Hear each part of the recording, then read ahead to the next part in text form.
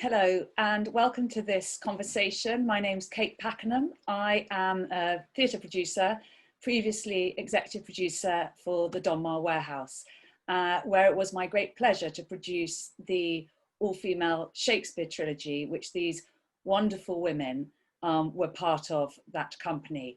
I am going to introduce them to you now, and then we are going to chat with each other about that experience and specifically in relation to the intersection between art and activism. So firstly, introducing you to Martina Laird, who is with us from London, Jenny Jules, who is with us from the States, and Harriet Walter, who is with us from countryside in the UK. Thank you very much. Isn't it nice to be in this room together?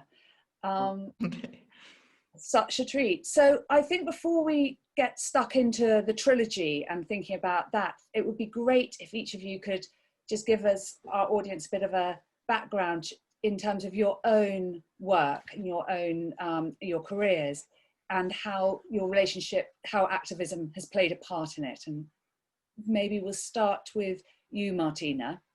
And talk to us a little bit about that. Well, I feel that coming from Trinidad and Tobago, that activism and art have always gone hand in hand. My parents were very much part of the post-independence generation. Trinidad and Tobago got independence in 1962, and there was a burgeoning of local art, because I think people realized that it was really necessary for a young nation that had only ever known colonialism to find a sense of identity. And of course, arts and culture are that essential forum for that to happen. So even the art itself, you know, Calypso in Trinidad is originally a social and political commentary. And that's how information and opinion was shared traditionally. So it's very much hand in hand. And I was then brought up watching the plays of Derek Walcott, you know, his company, they would do plays by Ethel Fugard. And so everything that I was seeing in the theater had a political commitment to it. Derek, of course, very much about examining the dynamic between identity of the Caribbean and its former colonial leaders. So yeah, I can't imagine art without a commitment. And when you came to the UK, though, you were telling me that you didn't know that the career of being an actor wasn't... That wasn't an option, really. In Trinidad, you had a proper job and you did acting as well. And we had some very fine actors, but the thought of actually committing your life to acting was a new one to me. So I came over to go to university, and then I discovered that actually what I wanted to do was to focus my whole life on acting and what that meant to me, absolutely, and finding myself in the industry and the work that was available. Thanks. And Jenny, your relationship started also as a young person, didn't it? I think it was rooted in a specific theatre. Yes, I started in the Tri-School Youth Theatre. I was a member of the youth theatre. I was, I suppose I wanted to be an actor when I was about 5, but it didn't come to anything. And then a girlfriend who was doing kind of classes at the Tricycle said, "Oh, come with me." So I did that and became completely radicalized and politicized by the work that was happening at the Tricycle at the time. Nick Kent had become the artistic director, and he kind of made famous these tribunal plays, which would take public inquiries and dramatize them. I did only one of those with him, but most of my work, I feel the same way that you do, Martina. Most of my work was about who I was and trying to bring through, you know, and expose and highlight voices that were unheard. So it was voices from women who were suffering, or, you know, who were Black voices, you know, Africa, Caribbean, America. And I did a lot of work. I worked with the Theatre Centre, who were a touring theatre company. They're a theatre and education. I went to Red Ladder in Leeds. I always say I was brought up in the circus because I didn't go to university, and I should have. I just literally ran away and went to Leeds and went and worked with these radical people. I didn't want to go to drama school because I just felt it would reduce my rawness, and it would take away my impetus and my desire to actually try and be an activist in art. And you talked about you talk about the tribunal plays that Nick Kent did at the Tricycle, and that how you were really actively, as you were making that work, hoping to make change on a government level. Absolutely. Absolutely. Will you just talk a little bit about that? Yeah. So Nick was so angry that we did The Colour of Justice was the tribunal play that I was a part of, and it was about the Stephen Lawrence inquiry, and it was bringing to an audience the public inquiry, which was it wasn't closed, but it was just small, and it wasn't televised. And Nick Kent was so angry that it wasn't being televised, and he wanted more people to see it. So we eventually did tour it. We toured it. We took it to the West End, and then we took it up to West Yorkshire Playhouse and to Ireland and to Nottingham. And we wanted the play to happen while the inquiry was being kind of summed up by Macpherson, who was a judge on that inquiry. And we wanted to effect change, and we wanted the hate crime to become a criminal offence. And I think to do with the Lawrences and their input, because of what happened to their son, the Macpherson report, and we also wanted people to see the institutional racism of the Metropolitan Police. And I think that the play, also it was televised by the BBC as well, actually.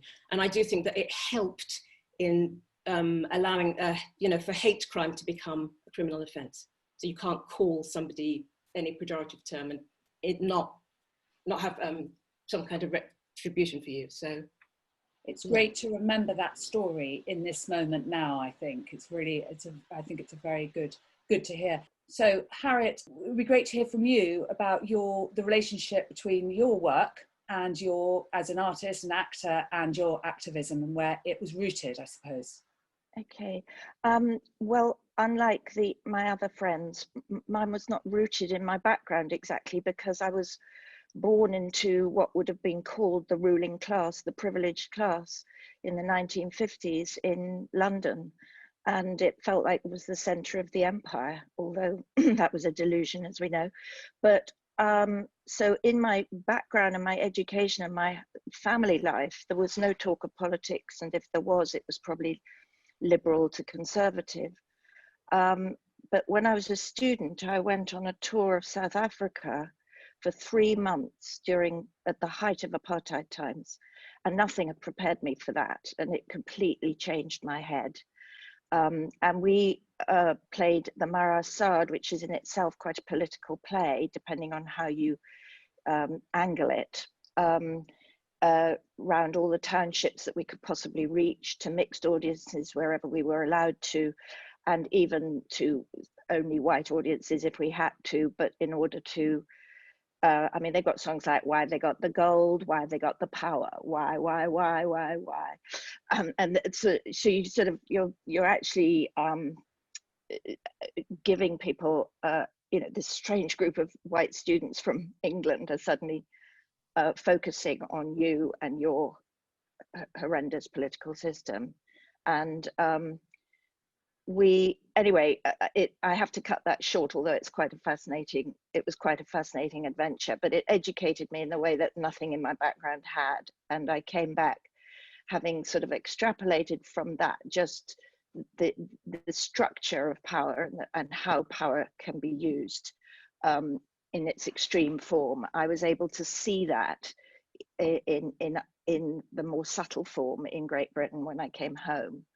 And I joined a theatre company called 784, which at the time represented 7% of the people own 84% of the wealth, but it's probably more like 0.5, 999 now. But anyway, that was because I rang up the writer-director, John McGrath, who founded the company, and said, I want to do some theatre that will change the world. I just said it very, very baldly, and I'd seen his work, and he said, unfortunately, we haven't got a job for you. But about a year later, he called me up. He remembered the phone call, and I joined the company. So I had a very early desire to marry my desire to act, which I'd had since I was 9, with my desire to make the world a better place and communicate with people and get out of my comfort zone. And I've tried to do that through my career. I can't say that I always have, but I've always tried to bring something of my beliefs into my work, even if it's making Shakespeare a bit more feminist. Well, and that takes us nicely onto the origins of the trilogy, which as we know is the 3 plays that I think some of you are watching at the moment on your screens. Julius Caesar, in which Jenny Jules originally played Cassius, and then Martina took over the role of Cassius when we left Jenny in America. And then Martina also played the roles of Worcester and Gad's Hill in Henry IV and Alonso and the Tempest. And of course, Harriet, you led us all through from 2012 through to 2017 when we took the Tempest to St. Anne's in your roles as Brutus, Henry IV and Prospero. And when you and Phillida cooked up, I mean, Josie and I were running the Donmar, and we were the first women to be running a major London theatre. And we were feeling, I think, the pressure of that privilege and responsibility. And Phillida said, okay, well, I'll show you what to do with that privilege. Give me that stage, and Harriet and I will fill it with great, powerful women. So that was a very, very, I mean, it's easy now, 8 years later, to look back and see, and thankfully to see a lot of fantastic women running theatres in London specifically, where I am, we are in the UK, but a real changed landscape, I think. But then in 2012, it did feel like a very radical act, especially in a theatre like the Donmar. Harriet, tell us what it felt like taking that on, and did it feel like a political act for you, that decision to lead that company with Julius Caesar? Yes, I think it did. I mean, it was very much, there was, you know, this word zeitgeist comes into play because we've been advocating women playing men's roles for a very long time. And in fact, throughout history, it's happened, you know, at different pockets, women have played Shakespeare's male leads, but it's not been like a lot of women's history. It hasn't been actually catalogued. And so we feel we're the first people who've ever done it, but we're not. But coming in on the swoop of Phillida's energy and the Donmar's receptiveness and the feminization of the theatre altogether in London, it became very possible to achieve. We did feel we were being, you know, there were some people in the audience who were up against it. There were some male critics who were critical and extremely stupid and rude. But within a miraculously short time, it became totally accepted. I mean, when you say 8 years, it's less than that really, wasn't it? It was like 6 years or 5 years. It had already changed the landscape. When we came back to doing the trilogy in King's Cross, it felt, you know, we'd won over a lot of people.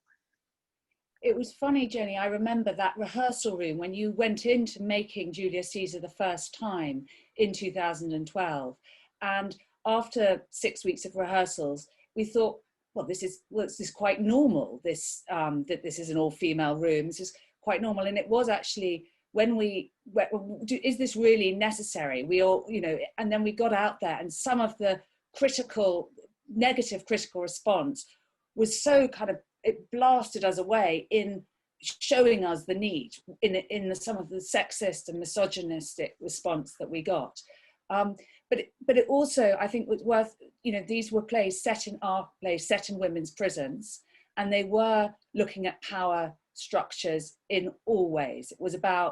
It started as about gender and about, but it was about race and class and power in freedom, really. How did you interact with it, Jenny? How did it affect you?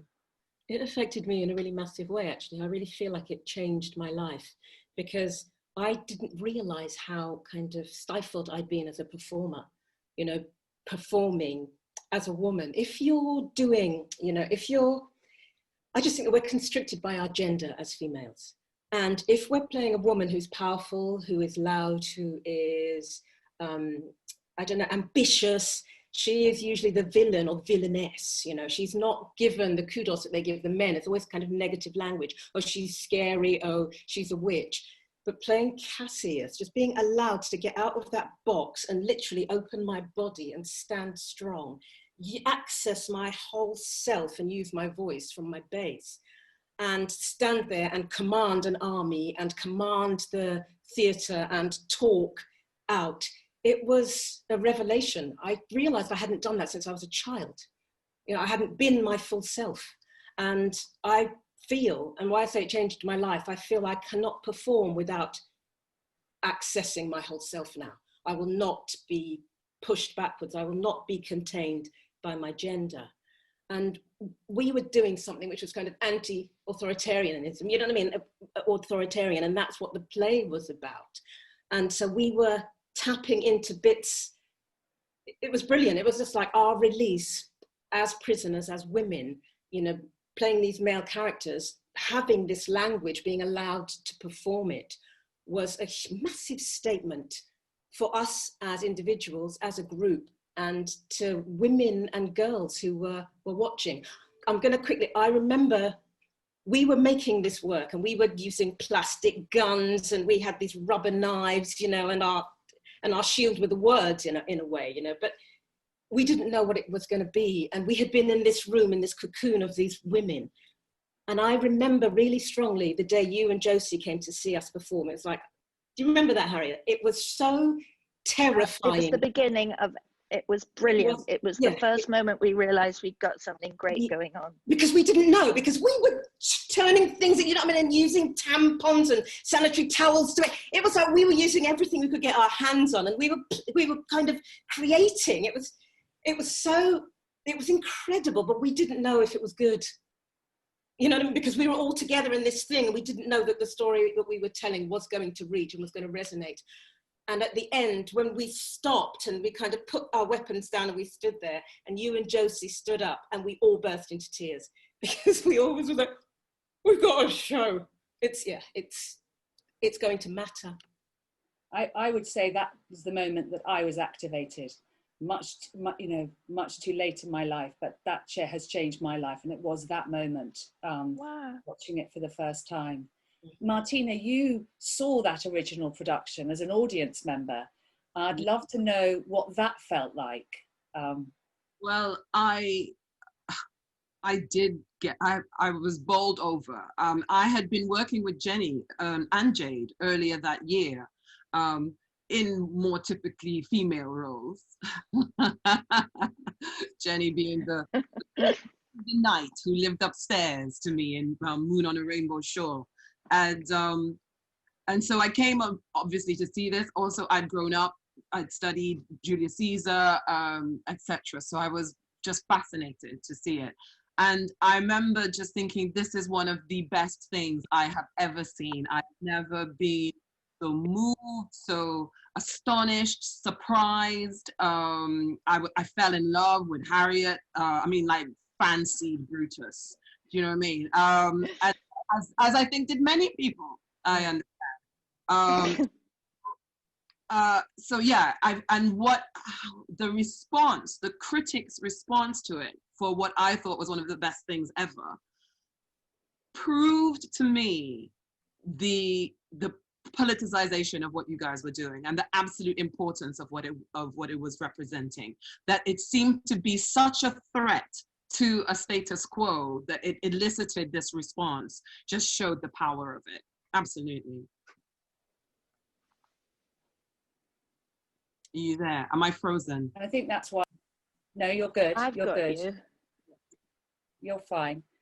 I think it was that reason. It was that kind of mixed response, but particularly the negative responses from men called Charles, mainly writing the Telegraph, that that made us come in the next morning and say to Phillida, okay, it's a trilogy.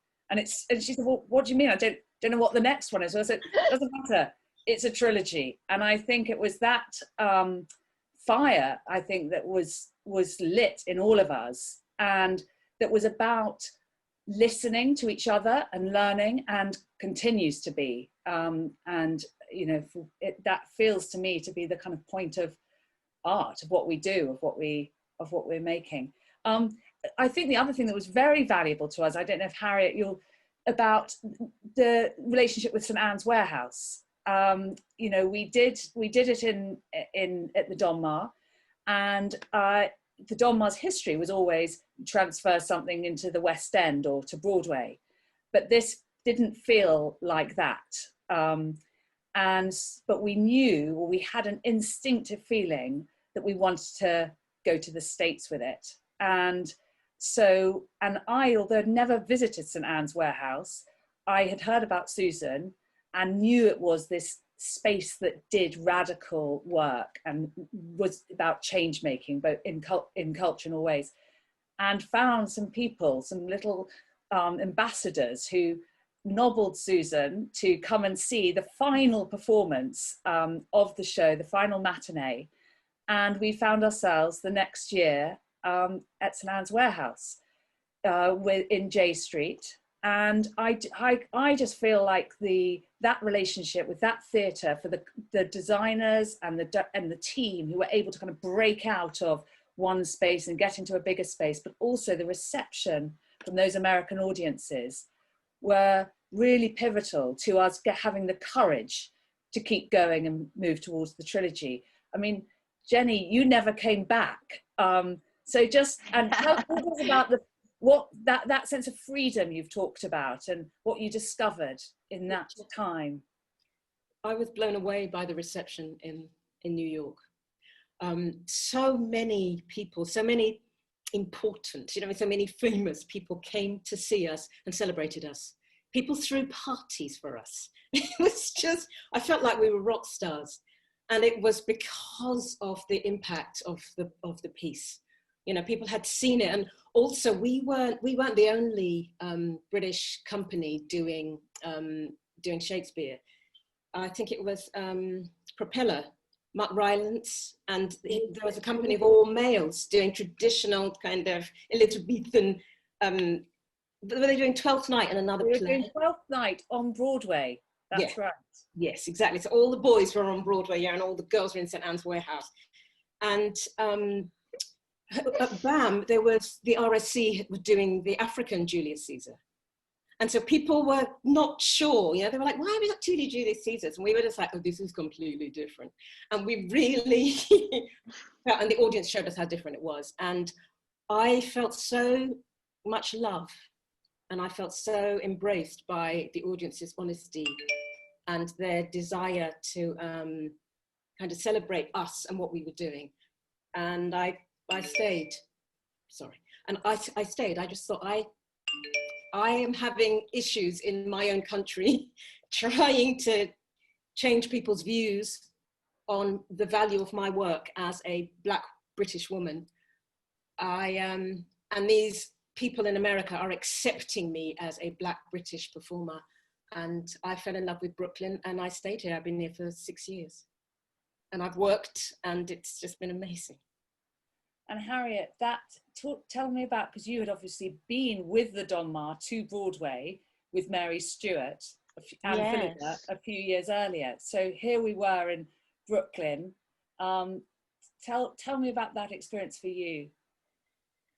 Well, one of the things is that, you know, the Donmar, beautiful and innovative as the work is slap in the middle of Covent Garden, in the middle of London, in the middle of sort of smarty pants London.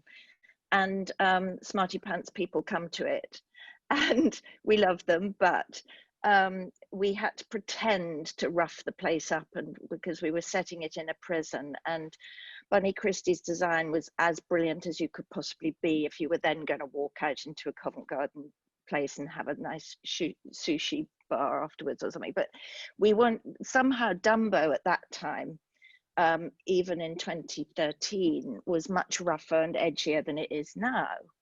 and we could believably create an environment, I felt, where we could explore that we really were creating a sort of prison experience for the audience, and they were in a holding bay and they had their bags searched, and somehow you got off to a great start creating this atmosphere because of the architecture of the building and because of the environment of Dumbo, and people sort of went on a pilgrimage to a place they wouldn't normally go to, which is different from sort of going to the West End or Broadway for a smarty theatrical night out.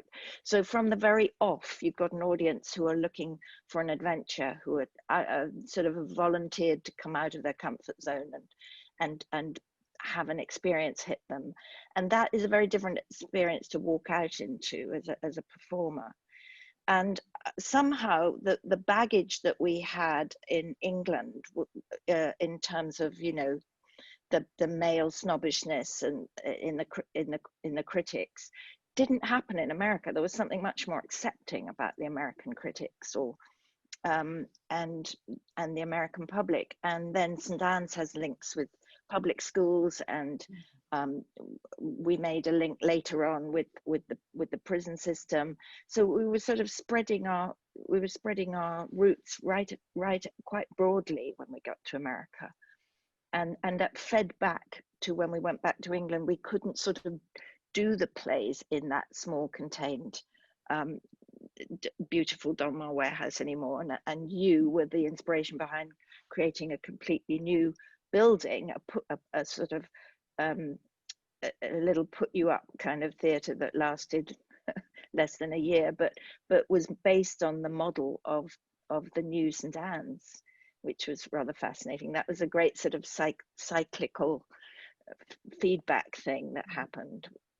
One thing I think I'm going to go back to that experience of going with Julius Caesar, and I think, Jenny, you talk about all the many individuals who came to see it. One of the things I love about this story is, of the whole of the trilogy, is that there are so many exceptional individuals, mainly women, who have created a kind of daisy chain of creativity and change making, and have kind of joined together. And there was one woman who you met, Harriet, or you were introduced to in that first time we were there with Julius Caesar in St. Anne's, Judy Clark, who really made a massive difference to how the work of the trilogy unfolded, because we'd of course worked in the UK in Holloway Prison, and we had researched the production of Julius Caesar, but Judy really, that introduction, can you just tell us a little bit about meeting, how you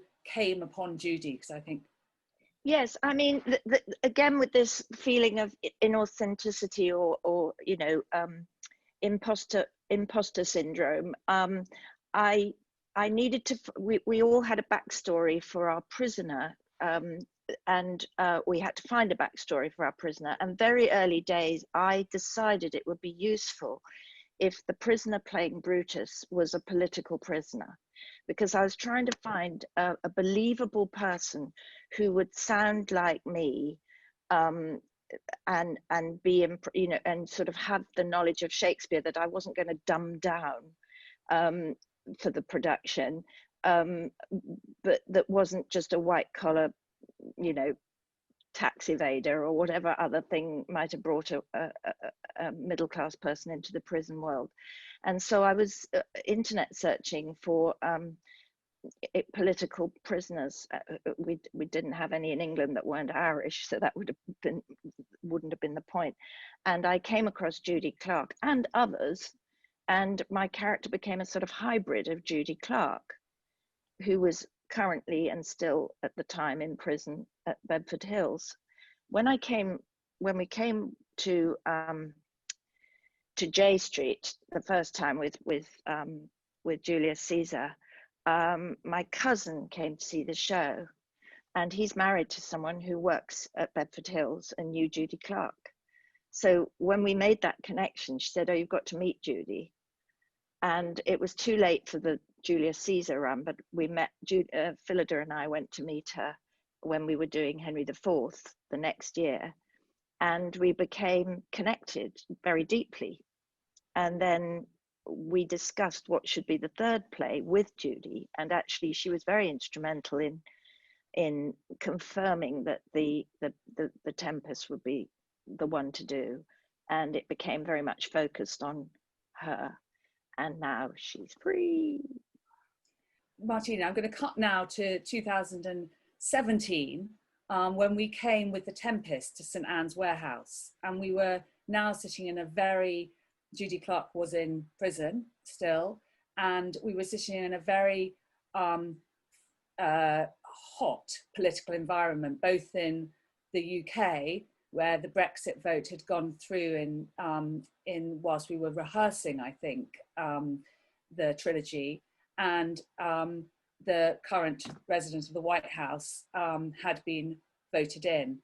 I think we all felt a heightened sense of our political responsibility, or our responsibility doing Tempest in that environment. I mean, I know that we were as a group marching together and working out how we could make change, whether it's in the prison system or elsewhere.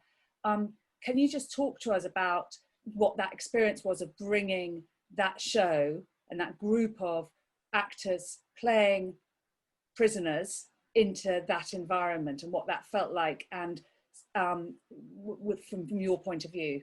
Yeah, I think I had a different experience, and we had a conversation at the time. I think my experience was different because already what the trilogy stood for had become quite established. So it wasn't what, you know, Jenny and Harriet were talking about that absolute going into the unknown and the thrill of pioneering something and the reception that got. By the time I came along really for the Tempest, the final one. Jenny had done the Henry, and by then the audiences were much in our favor. The reviewers were welcoming. And so it was a little bit more established. The era, however, had become hot, as you said. And that, so ironically then, the container of the trilogy was much safer and cooler than the time surrounding it, for me. So when we went to New York, I was feeling particularly sensitized. Brexit as an immigrant, you know, my dad is English, so I have all the reasons for being here, but still I was not British born. Seemed a particularly dangerous time. From the first suggestions of it, you knew that there would be great and terrible implications for foreigners living in this country. So there was that happening. Also, it was barely just over a year that Sandra Bland had been murdered. And that had shaken me, and I was still quite traumatized from all that was happening around them. We had Eric Garner, we had Sandra Bland, etc. So going to the States did not hold for me the welcome that Jenny felt a few years earlier. I was frightened to be there, and I was angry. So that when we arrived and we had having to be paraded in chains in front of what was now an established audience as well. It wasn't audiences who were taking a risk and coming to show support for something new and radical. It was established audiences who were coming to see part 3 of a trilogy, you know, which is completely different kind of setting. I felt a great deal of stress and quite traumatized by having to be put into chains in front of this audience. And we had this conversation, Philida and I at the time, which, you know, you've said that we could talk about now. And it was brought to Philoda's attention whilst we were teching that I was feeling stressed. I hadn't meant for that to be taken and made about me that moment at all. Someone else had said that they were feeling stressed. But when it came to me and Philoda was saying, what's happening? I thought, well, it would not be respectful to myself or to the project to not answer. And one of the things I said is that we needed to be, in my opinion, we needed to be very aware of the images that we perpetuate of Black women, and especially in what was already a powder keg about to blow in a country like the States. And Philoda felt that, well, you know, this isn't just about Black women. We've got Harriet, and Harriet's a dame. So, you know, so it's not saying that. And I felt at the time that absolutely, but what the audience would see seeing Harriet in chains is different to what they would see seeing me, an unknown Black actress in chains. And that one would challenge perception and one would prove perception. And that we needed to be mindful of that. And in fact, you know, in fact, what happened was the opposite of what Jenny felt.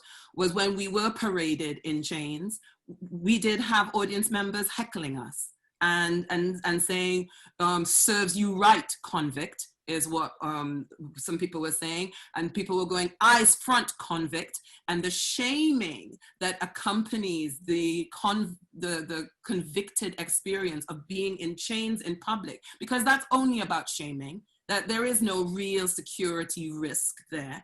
It is about shaming, was then passed on to me as a Black woman doing Shakespeare. And I felt that was a heavy price to be called on to pay in order for the privilege of playing Shakespeare. And that lens is as turned on to Harriet or to the production is totally different to asking someone to experience that lens who experiences that in a day-to-day, in a very othering way, in a very dangerous way, in a limiting way. And so I felt limited by the experience, unfortunately. But I think, like I said to you, Kate, that the time was such, like what we're experiencing now, that we could not separate the politics of who was coming to power. I think Cornel West refers to him as the neo-fascist gangster in the White House. If I'm allowed to say that, I will take on full responsibility for this. But that was keenly felt by me. And we are in similar times now where more people are realizing the absolute impact of the atrocity under which we live. And I'm hopeful, therefore, that, you know, we're having this conversation today. We're having this conversation 3 years later, and I'm so glad to be asked to come and share that. In this moment, we've all, you know, this last 7 months has given us, forced a sort of sense of reflection. I think the combination of the pandemic and the atrocity of George Floyd's death and the kind of the Black Lives Matter movement rising in this space has given us a lot of time to think and listen. And how do we take that forwards into our work as people with power? What do we do with that? Martina, what do you think? I think there is great power in having a responsibility about what and how we represent. I think that art, like politics and like science, communicates in concept. And we need to always be asking ourselves is what we are representing empowering the disempowered, or is it upholding a status quo?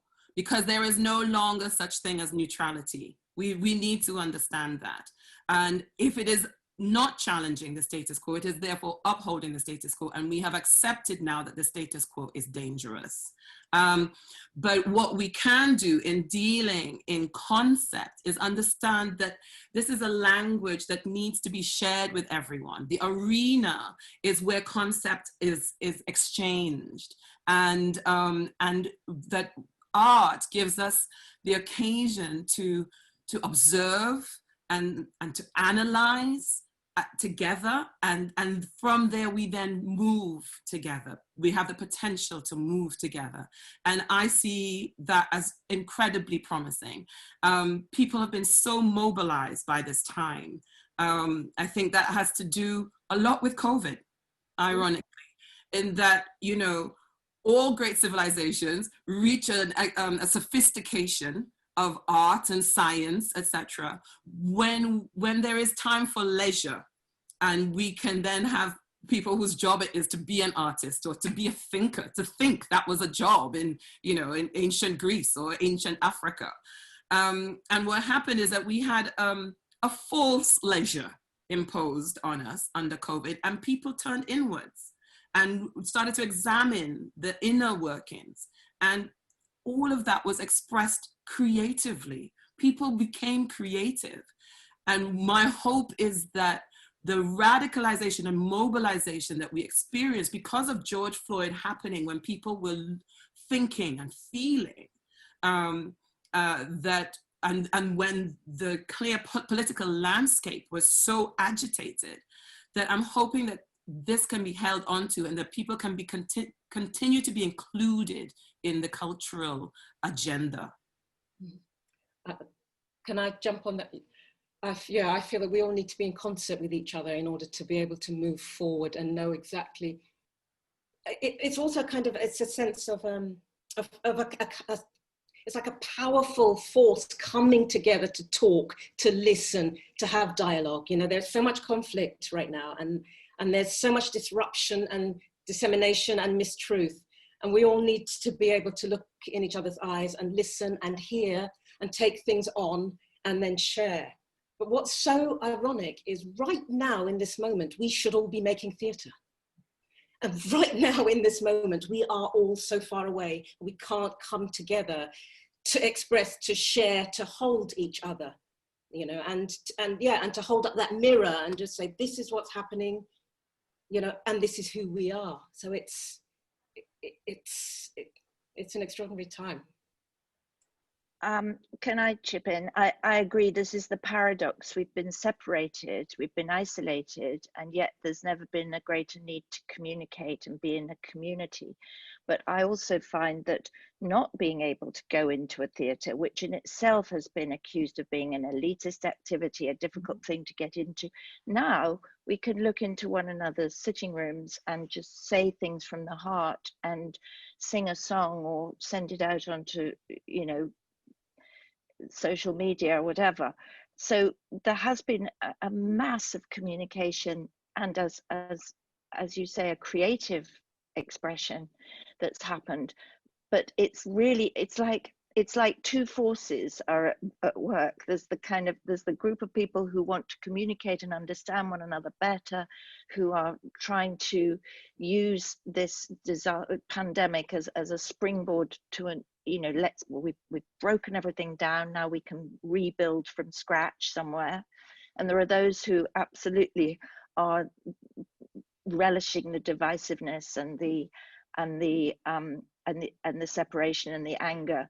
And one of the things, going back to the trilogy, that it started as women getting their voice, but because of the prison setting, it opened up into something much bigger than that, which was about, you know, in England it resonates more than in America, but things like the accents we spoke in not being upper class English accents, it meant that that anybody could own the language of the person who still expressed the human situation better than anybody else, even if he has excluded various people from his palette because of when he lived, the humanity in those speeches is all of ours. And there was something about seeing a world where, you know, I'm sorry, but a dame could be chained up next to someone very black or whatever, was something that somehow, even though I've learned from Martina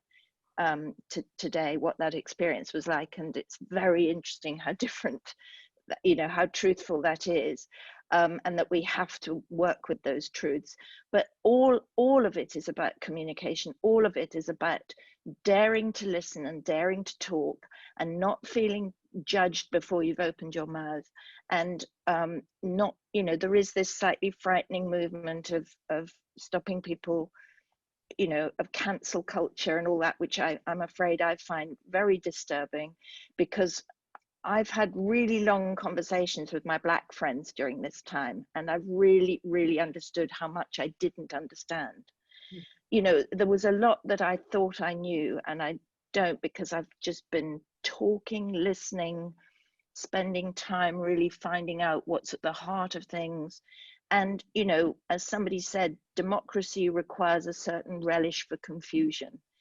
It's very, very easy to be fascist. It's very easy to be tyrannical. What's not so easy is to pick your way through the difficult morality of people coming from different experiences in different places over different historical periods. And it's so important to understand one another's history and one another's story. I'm very into, you know, Black history on the curriculum, you know, just because there are so many, you know, we would, if we could understand the people we live with, and say, it sounds so basic, but, you know, there are still people who think that England is white and everybody who isn't white is a visitor. There are still people who think that. Instead of, sorry, they've been, you know, I'm at school with a kid who was born here, who looks different from me, who's as English as I am. You know, we didn't, you know, we're only as old as we are. We in one way we are our history, and in another way we're not our history. We're a fresh page that can be rewritten and can start here to listen and talk and build something where one day none of this is relevant. The color of your skin isn't relevant, you know.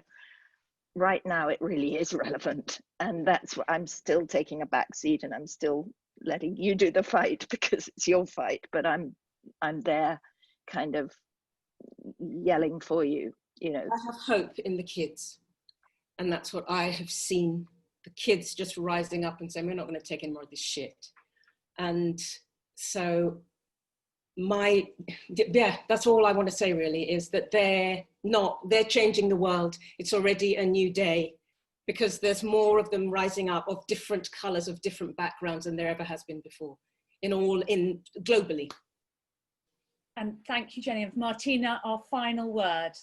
Okay, I'll try and make it a final word, but I just wanted to pick up a couple of points that Harriet was making and tying with what Jenny is saying. Absolutely, the kids, we always have to focus on the kids, but at the same time, I think we can address the lives lived by people who have been living them for a long time, and that we have a duty and a responsibility to those people as well. So the way forward, I think, is, you know, like Harriet says, we can sit in people's living rooms and we can and hear and see their lives a bit more. I think that's interesting, that people are taking part in culture without having to leave their environment, without having to leave their families and cultures behind. It's coming to them. And that's one thing, absolutely, we all want to be back in a theatre, but what do we want to take back with us? And I think we want to be able to take our context back with us. I think people trade in their context when they participate in theatre, when they are not of the mainstream, so to speak, theatre, middle class or white British. The default, thank you, yes. So I think if we can find ways that context accompanies us into the theatre of the future, in the audience, as well as in the voices and concepts given space on the stages, then we can start to have a true dialogue that incorporates everyone, and then we can start to develop a culture that is truly ours. I absolutely love that, taking the context that accompanies us into the theatre of the future. Thank you so much. Martina, Jenny, Harriet, could go on for hours. It's really wonderful to see you all. Let's keep doing it. Thank you. Love you all. Great. Love you all.